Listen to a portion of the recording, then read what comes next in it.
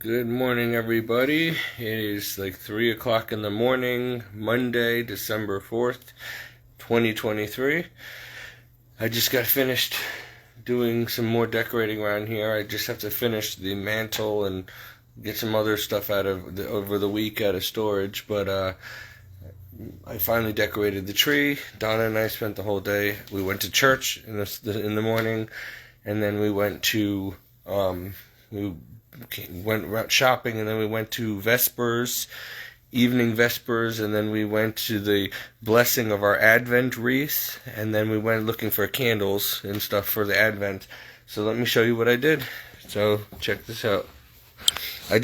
Now, mind you, I had a plan to do a farm theme this year, and I did not know that the powers that be were planning a farm theme. So everywhere you go, all you see is black and white, or red and white, and farm decor, barns, and everything that has to do with farms and trucks and whatever, right? So I was already planning on doing this, kind of as a tribute to the late great late great Joey Feek, but and I almost bought a farmhouse a couple times this year, and I had a few picked out, but people bought them before I was able to get approved, and so I've been saving up stuff that looks like farm decor, because one day when I have my own little farmhouse, I want to have a farm country, modern, classy country look. I gotta turn the light on for you to get a better look at the decorations. But this dude was left outside the car at and these plates as well. And somebody left them outside, brand new in boxes, pretty much. I mean, they were used, but outside our car at Walmart. And this one says Elizabeth, Her Royal Highness. So that's weird. So I got a Queen Elizabeth bear. That was the first ornament we had. And then I bought all the rest of the stuff today. Well, Donna did, actually. And so let me show you. So here's the one of the farm trucks we actually got. They're not as good quality as at Walmart, but they're really expensive at Walmart. We got these at the dollar store. And then I got that at Walmart. And then we just put some of our other stuff up here. Okay. This one I did the other day. It's a weeping willow Donna wanted, so I put that up for her. But let me turn the lights on so you can get a better look at this, and I want to show you what I did to the kitchen. So the kitchen's totally farmhouse themed. Alright, so I'm going to give you... we need more light in here. Hold on. Okay. Oh, and I got Donna this little... It was cool. It looks like the carriage from Cinderella, and Donna wanted this. So we got that. Alright, so check this out. I'm going to try to go really slow. So I just picked out Walmart in Wallingford had all these really cool, real cheap ornaments. Like, they're really good quality, handcrafted. And normally these would be like $4 or $5 or more. But they were all like $1 change each.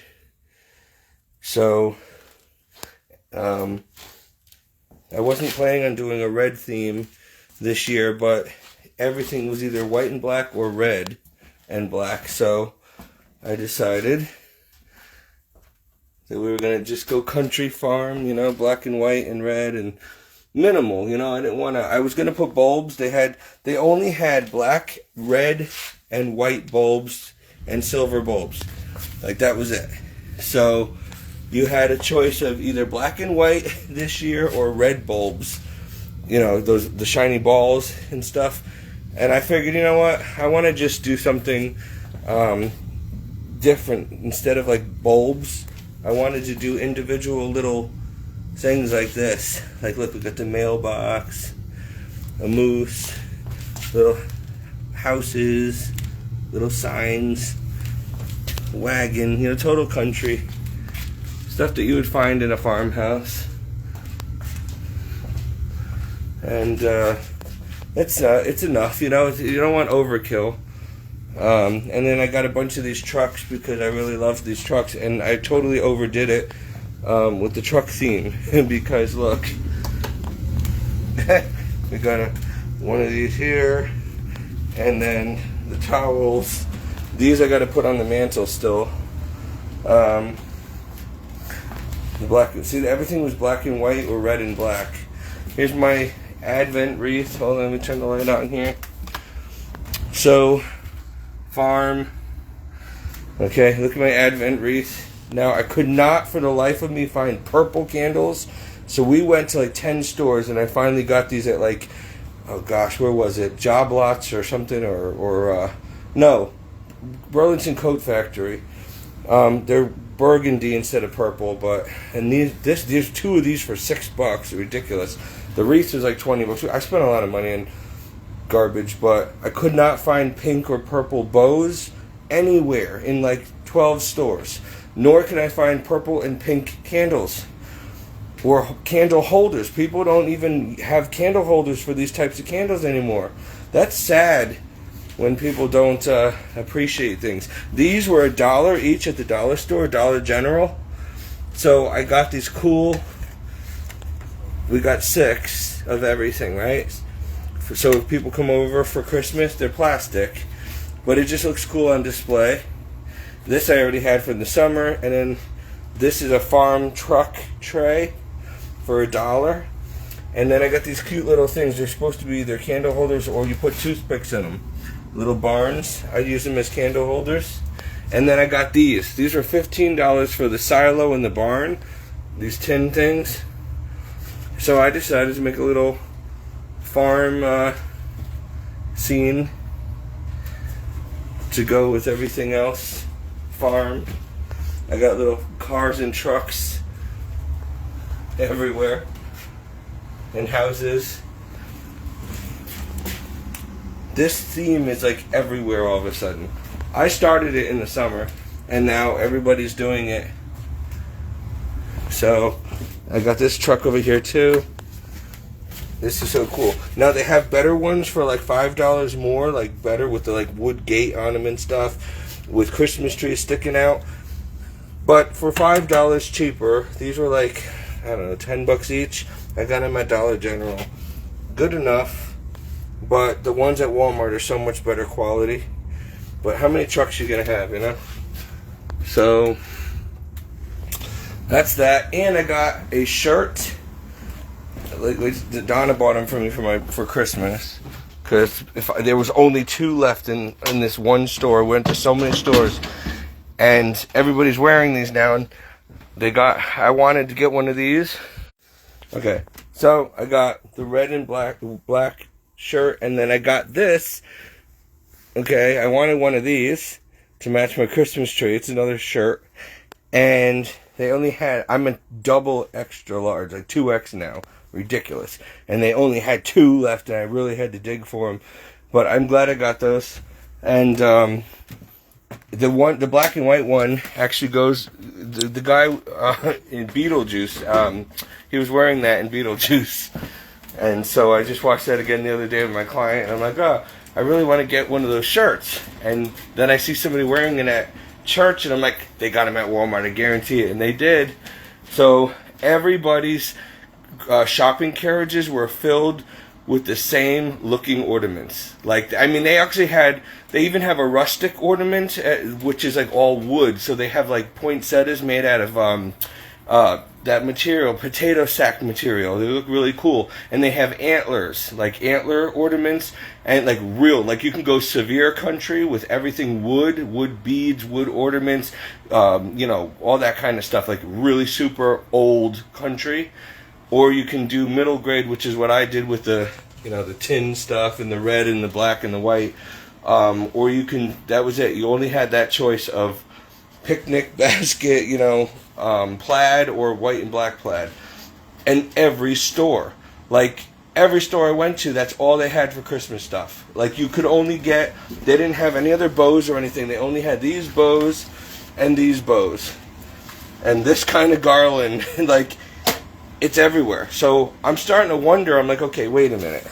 I had this idea back in the spring, and that was what I was going to do to decorate this house, make it look like a farm in here. And then, because I was on a farm kick all year, and then I said, you know what, for Christmas, we're really going to do it an all country farm.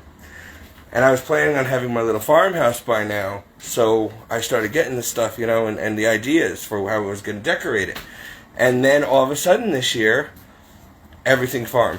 Just weird. You gotta wonder if there's like a collective consciousness in the world and everybody's kind of on the same level. Okay, thank you, Maverick. You might want to not do it on the floor. Every night around this time, something about 3 o'clock in the morning, this dog has to go to the bathroom in the house. Stinks so bad. But anyway, so that's it. If you missed the video, go back and rewatch it. Stuff is not going to be around much longer, so if you're gonna, you got to get to Walmart or all the stores and buy your Christmas stuff now. The stuff has been out for a few weeks already, so a lot of it was already picked over.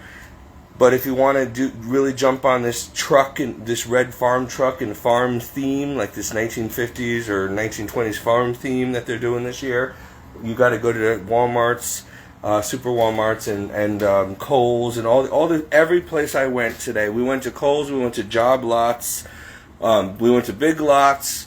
We went to 2 different Walmart, one Walmart today, one Walmart the other day. We went to Marshall's, we went to Michael's, we went to Burlington Coat Factory. We went everywhere today trying to find these. I was trying to just find these candles for the Advent wreath here. And I couldn't find them anywhere. And we had to go all over. We went all the way out to Meriden, Wallingford. I mean, it was crazy. Trying to get this wreath for tonight because today's the first day of Advent and I wanted to be able to get this going. So I had to settle for burgundy candles because there's no purple or pink candles anywhere. I found the last 2 pink candles and they were $6.99 for 2 candles at like Burlington Coat Factory. So I grabbed them and luckily I had a few, candle holders. There were no candle holders anywhere for these types of candles. Anywhere. I mean, TJ Maxx, Marshalls. I mean, we went everywhere. Burlington Coat Factory, Big Lots, Job Lots. Nothing. However, in every single store, all the Christmas decor was the same. There was no other options anywhere but black and white or red and black. And everything was farm. So it's fine for me because that was my idea anyway, but I'm kind of like, I thought it was going to be original, and now everybody's, and I'm even dressed for, got my red and white on, starting Christmas this year, but, yeah, I thought I had an original idea here, and apparently everybody's doing it this year, so whatever.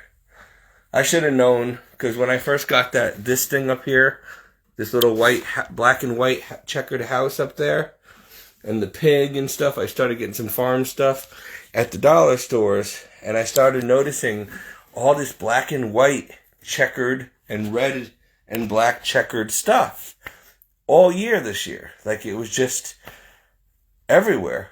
And then started at the dollar store and just spread like wildfire. So, but here's my weird thing. Now, maybe this is just paranoia and conspiracy, but I wouldn't be surprised if this was like our last normal Christmas, if we even have a normal Christmas. Jesus could return this year. Like, there's a lot of prophecies and prophets out there saying Jesus might return around Christmas this year. Now, we don't know the day or the hour, but we always have to be ready. But for a rapture anyway, if there's going to be a rapture. I, as a Catholic, don't really believe in a pre-trib rapture, but if there's going to be a rapture, now's the time. So a lot of people think it's going to happen this December. I know that the elite are planning something really catastrophic this December, like another pandemic. There's some bad stuff in the works. So get ready. They're probably going to try to ruin our Christmas this year. The church is already talking about having to go underground, the priests, because of what Pope Francis and these bishops are doing. What I got in a little we exchanged a few words, tonight, me and my priest, because yesterday's mass and today, our prayer intentions that we pray together, like, let's all pray for peace. Let's all pray for the people in the Middle East, whatever. Well, what they said today was, let us all stand united in prayer that we should all, how did they word it? We should all submit to Pope Francis and the bishops or something like that. I'm like, huh? No. And I'm like, how could you even ask us? So I didn't say anything. When they prayed that, I just kept my mouth shut. I prayed everything else. But I'm not going to stand in agreement on that because and then my priest yelled at me. He's like, Steve, you're being very un-Catholic. You can't, you have to be in league with, the Pope. He's still the Pope. And I'm like, I'm sorry, but I'm not, I don't trust him. Okay, I do not trust this man. I don't like what he's doing. Why can't you see what he's doing? Why can't you see what these bishops are doing? You know, we're going to end up having to go underground. I've been telling you for over 10 years, get ready, because we're going to be having private clandestine masses underground when they tell the priest that you have to change the liturgy, when you have to change the mass again. And you're going to be doing a New World Order satanic mass, and it's going to look very similar, but us traditionalists know the difference. And we're not going to... And hopefully, most of these priests are not going to sell out and just compromise. Hopefully, they'll say, "Then defrock me. I'm not doing it." You know, or we'll just go underground and we'll do it at people's houses. We'll do whatever it takes to have a real mass for the Lord and not this forced change, New World Order mass. And, you know, but whenever I talk to my priest and deacon about it, if they do know about it or if they are concerned about it, they don't let you know about it. They make you feel stupid, like you're conspiracy theorists and you're crazy and you're worried for no reason. And I'm like, no, I'm not worried for no reason. I've been watching this brewing for a long time, and it's not just me. And maybe you're so busy taking orders because you're a priest from your bishop. But I even talked to the new bishop around here, and I don't trust him. I hate to say it. Something's off. And the one that's leaving, that's retiring soon, is a very good one. He seems to be compromising a little too, but he's been pretty good. I just have a feeling this new one's going to be a Francis crony, and he's going to start changing things, like not let us kneel for our Eucharist, not let us receive Holy Communion in the tongue, not let us do our Latin masses anymore, not let us do, the traditional mass. They could change things, take the kneelers away, shut the churches down. We're already losing a lot of churches. We're in danger of shutting down even our church. It's not good. So there's going to come a point where we're going to have to go underground to be able to worship, because there's going to be like a schism. There's going to be the modernists, the ones that are going to hell, the lukewarm apostates, versus the traditional pre-Vatican II conservative Catholics. We already have a divide. There's a split. People like me are getting persecuted even by my own kind because I don't want to compromise. And we've compromised enough. So I'm hated and silenced whenever they can. And I'm telling you people, I know it's coming. So I hope you have a real good priest if you're Catholic. I hope you're going to be able to go underground.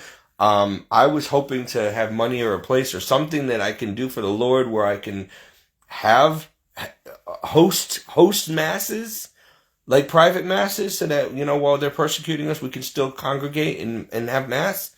But nobody seems to. I mean, even some of the people I really thought were on board with me on this, like were paying attention, kind of looked at me like I had three heads the other night. And I'm like, when I was telling them about this, and I'm like, I feel like I'm the only one in like 400 people that know what's coming. And I wish I was wrong. I mean, I don't take pride in saying that we're in the end times and we're going to be persecuted, but I know that they're going to turn the traditionalists in. We're going to be martyred. We're going to be persecuted because we're not going to take the mark or the jab. We're not going to compromise. We're not going to change the mass. We're not going to change the way Jesus implemented things. So it's not an option. That's why Jesus said few are going to enter the kingdom. Few. And he said, when I return, will there be faith at all on earth? Because he knows that so many people are going to sell out. Even people, like, for example, Michael Voris, God forgive him, he's founded Church Militant. And now I'm not going to say what he did, but he did a real bad thing. And of all people, he was like the general of our Church Militant army, exposing the darkness in the church and exposing, evil. And then he goes and he really fell from grace. And now Church Militant's probably not going to be around much longer. And it makes us Catholics look really ridiculous, like really like hypocrites, like just idiots. When you have a ringleader like that go down in flames. And that's exactly what the devil does. He's taking us down. He got the Pope. I believe he did. He's got Michael Voris. He's got a lot of people that are compromising now. And to imagine 20, 30, 40 years of ministry, faithful to the Lord, just to end up screwing up at the last minute like a Judas and losing your eternity, God forbid, or just seriously, just really damaging the church, you know? And so it even made me fear for myself, because I never would have imagined Michael Voris, of all people, and his real name is Gary Voris, but it's Michael Voris. He took on the name St. Michael, but I never expected in a million years him, of all people, to mess up. And he really, forgive my language, he really screwed up. I mean, my gosh. So now there's few of us left. You know, the resistance, I don't know. It's just scary. I mean, I thought that there were more people on my level, you know, knowing what's coming and really ready for this, but they're not. And nobody wants to hear about it anymore. It's almost like Jesus is taking too long to do something or to return or something, and people are just going back into the world and just saying, oh, he's not coming, you know. They're buying into all this stuff. And what's happening is they're sinning so much. The more you sin, the more your heart gets calloused and hardened. And the further you fall away from the Lord. It's very dangerous. You know, you're not supposed to keep habitually sinning. And because the Lord is tarrying, taking a while to return or rapture us or whatever, because he doesn't want any soul to be lost, people are saying, he's not coming. He would have been here by now. Maybe Christianity, it's sad. And this is exactly why God said, unless I shorten the time, unless I shorten the days, there will, even for my elect's sake, for the sake of my elect, people like me, people like you who truly believe and truly are trying to be holy in this world, for our sake, he's got to speed up the time and shorten the days, like end things sooner than he wants, because otherwise we'll be lost too. It's just a matter of time before we're taken out or compromised, or the devil gets a hold of us and we do some really dumb thing and lose our eternity. And, you know, so he's got to come back soon. You know, I hope there's a rapture. I really do. I hope I go up with it. You know, I'm not perfect. I don't know how ready I am, but you know, if there isn't a rapture, we're all gonna be in trouble. I mean, can you imagine how many people are already so close to giving up their faith already? And we haven't even gone through the tribulation yet. I mean, the worst of it, you know, like, I think a lot of us are going to fall away, you know, and I've seen some of the biggest Christians fall at the last minute lately. And it's like, you got to wonder, how did that happen? Like, why? Because nobody's immune. No one. You can't get proud. You have to remain meek and humble and prayerful. And, you know, pride comes before a fall. And, you know, it's an everyday battle. And I'm realizing that there really aren't that many people like me who are this serious about it and who know what I know. And that's why the devil's always giving me such a hard time. I mean, it's relentless, the problems I deal with every day, the persecution and the demonic attacks and the attacks from people. And it's just every day, all day long. And I'm like, Lord, please hurry up and come, because I can't stand it anymore. Like, even today, the hearts of many have grown so cold. The Bible said this would happen.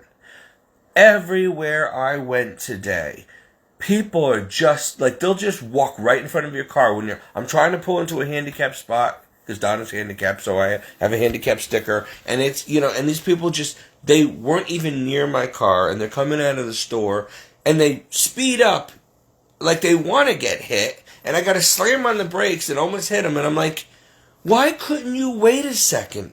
Why couldn't you go around? Why do you have to have this me first attitude? And then when I was trying to back out of every parking lot, people would just right behind your car, or they'll hit the gas and go really fast. It's just like, or when I'm in the store, everywhere I went, people were like hitting me with their carriages and like just walking right in front of me. And in Walmart, I really almost blew a gasket. I mean, I don't want to sound, I'm not a racist person, but you know what? I do notice that certain races, I'm not going to mention which ones, are really bad with this problem. Rude as all hell and no respect. They will just jump in line right in front of you.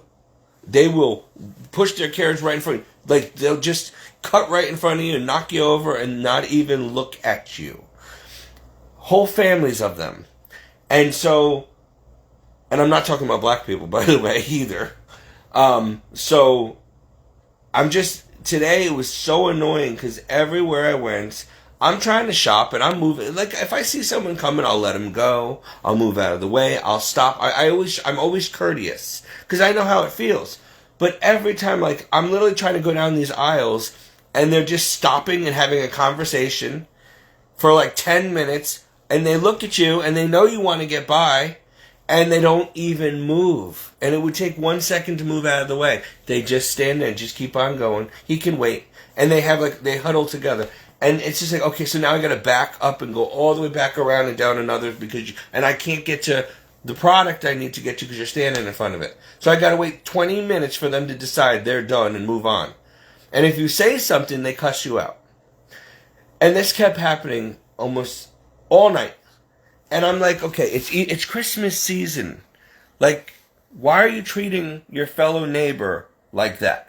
Why can't you be courteous and nice and treat people the way you'd want to be treated? If I did that to you, especially dressed like this, I'd get beaten up or mugged or swore at the very least, cussed up and down.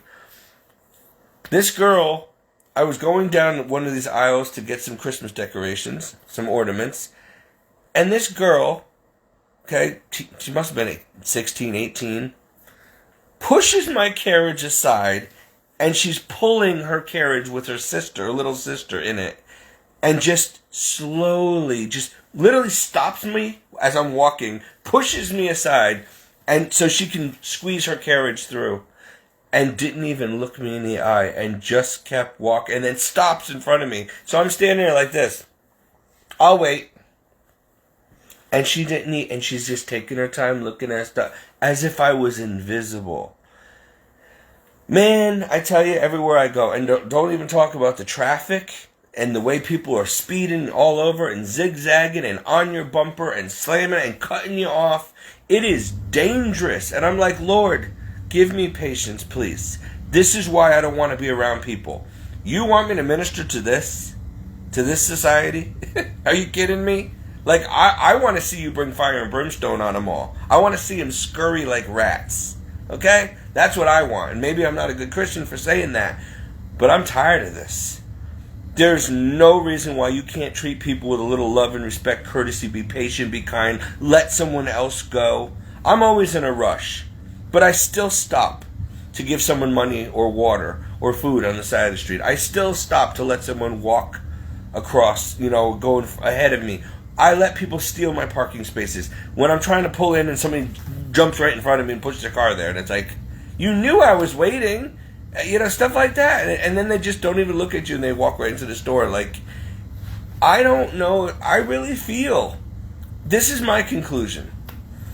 And I don't think I'm wrong.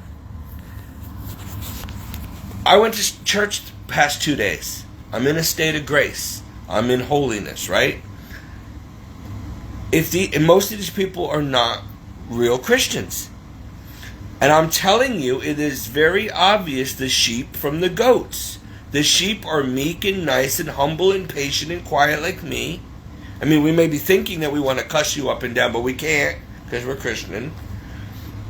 But the goats, these are people who their hearts are like stone.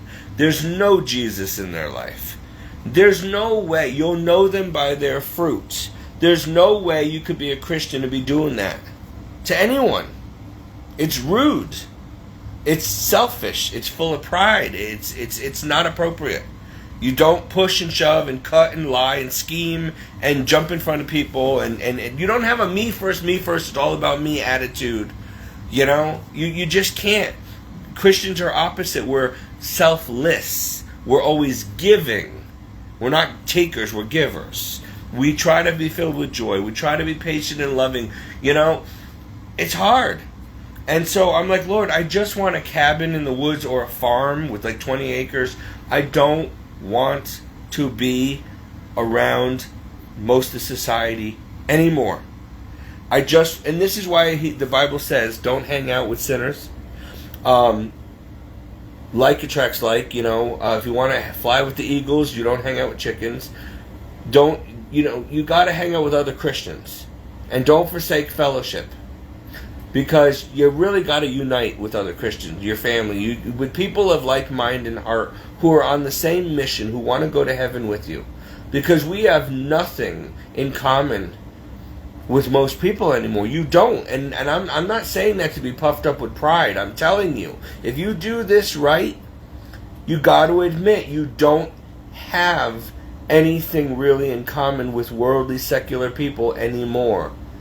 You don't dress like them, you don't talk like them, you don't think like them, you don't watch TV, the things they watch like that. You don't go to bars all the time. You don't do 99% of the stuff they do. And you know what? You don't even care. Like, you literally are okay with not doing these things anymore. At first, when you had to start the process and you first started walking with the Lord, your flesh was strong and untamed and it wanted to do these things. But after years, like I've been doing this for over 25 years now, I could care less.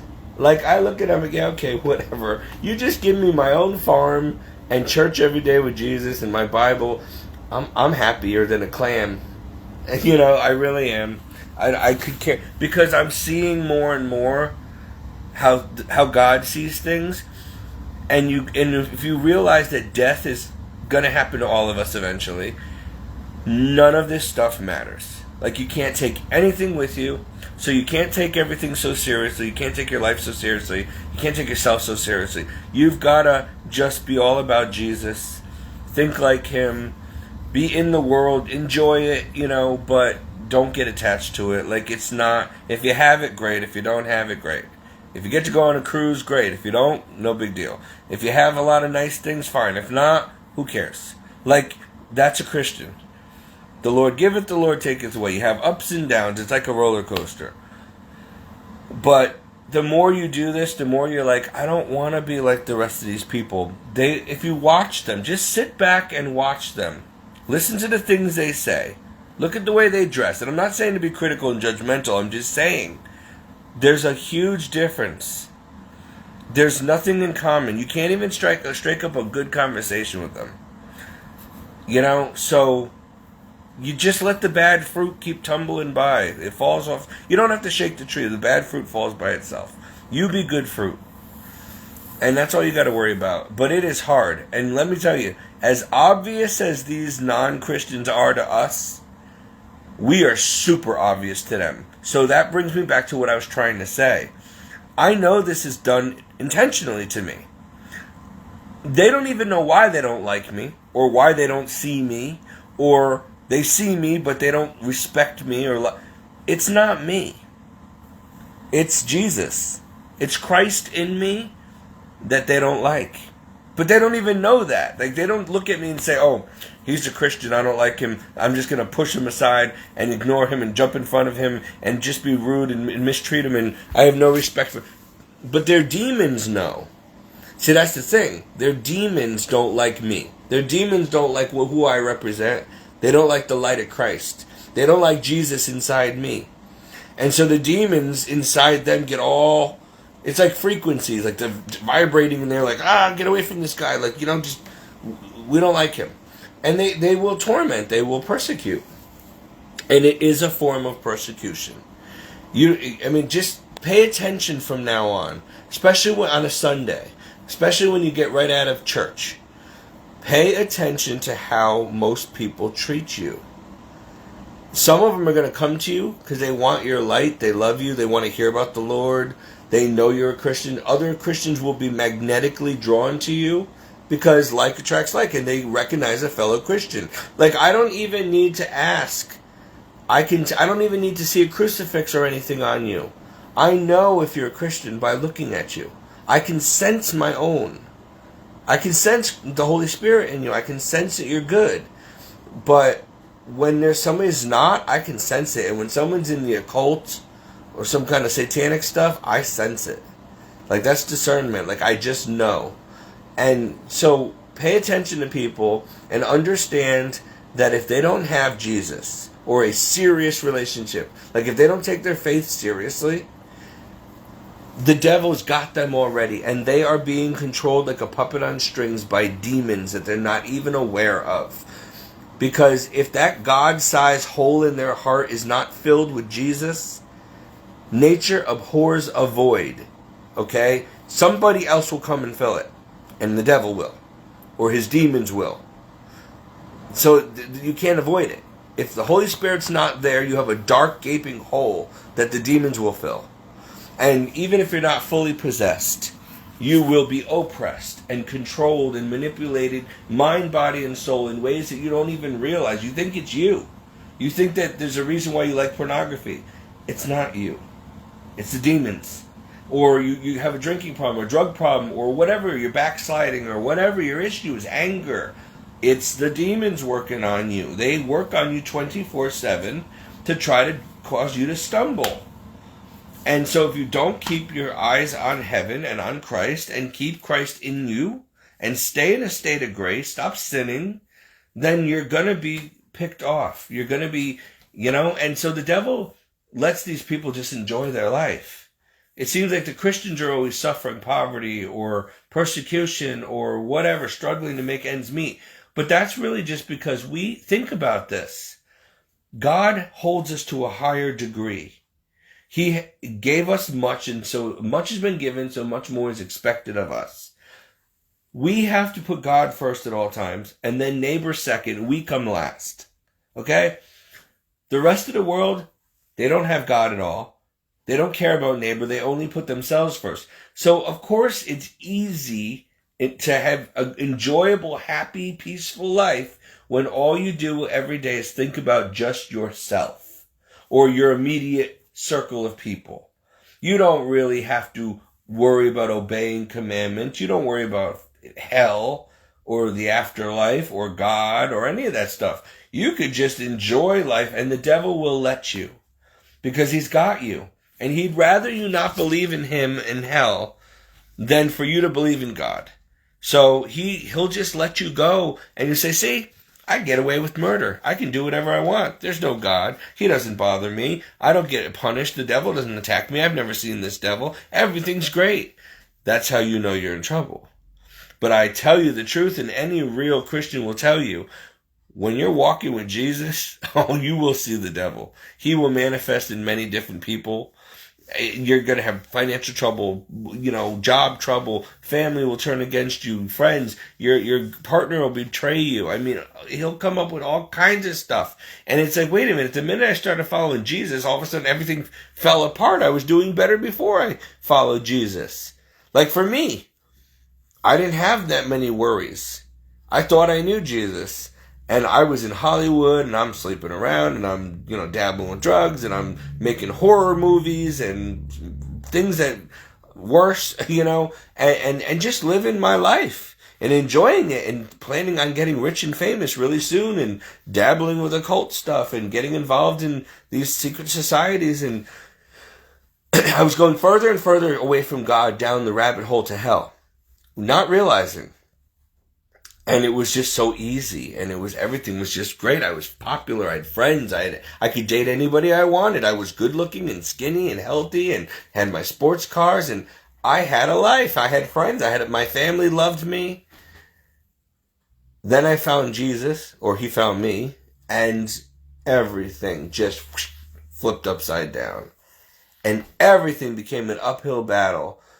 And I'm not saying this to discourage you. I'm saying this is necessary because you're not trying to go down to hell.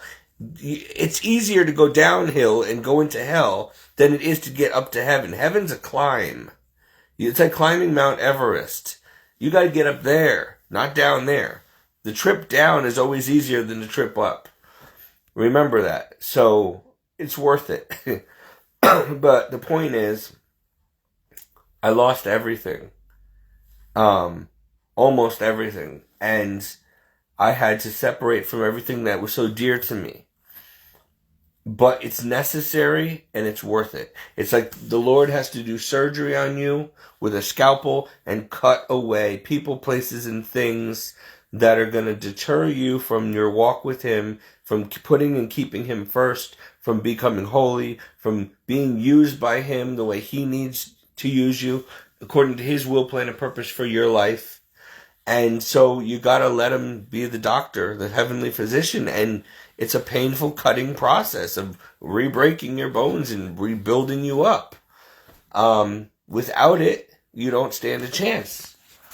So you have to be de-worldized and re-catechized.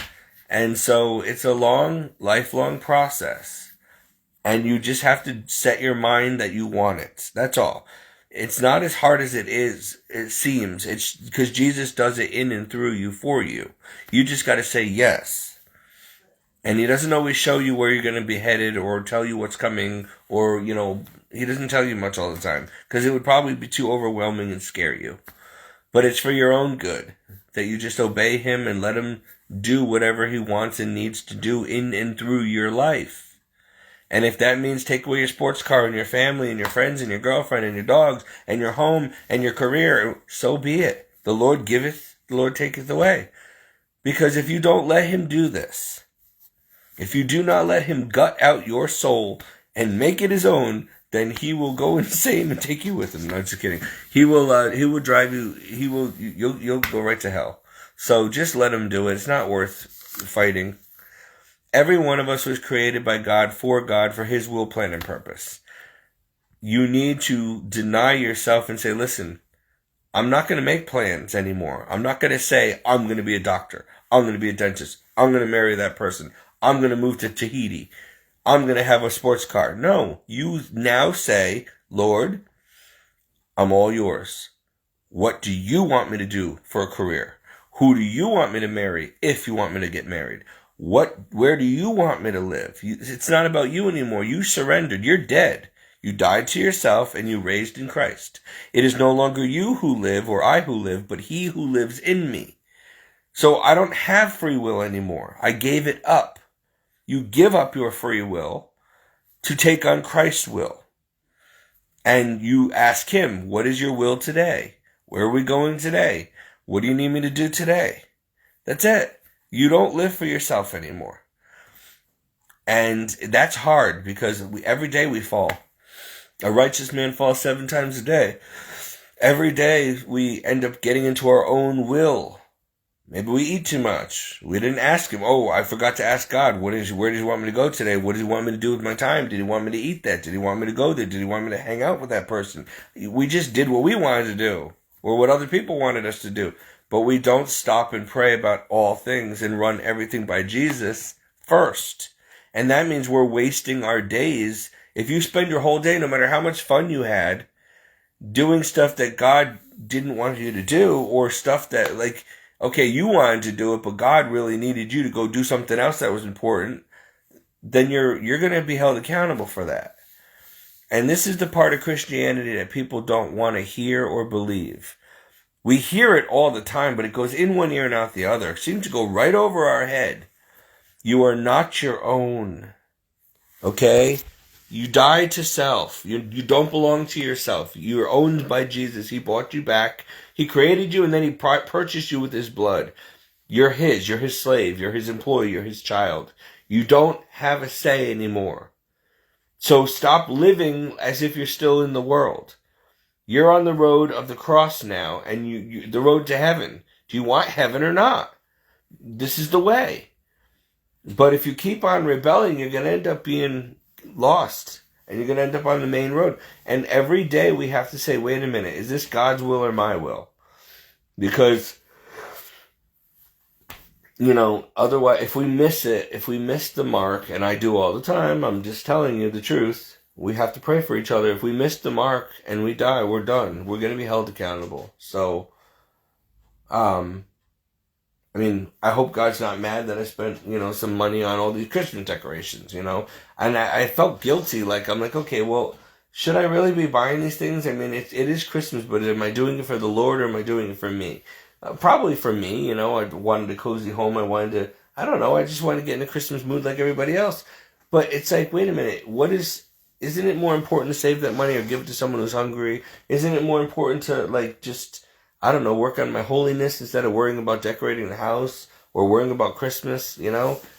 Am I doing this for the right reasons or this the same way the rest of the world does it for, you know? So that's why I did this. This is the first time I've ever done an Advent wreath because I really wanted to do this right and really make the best of Advent this year for the first time in my life because I seem to mess it up every year. I get started and then I fall away before Christmas.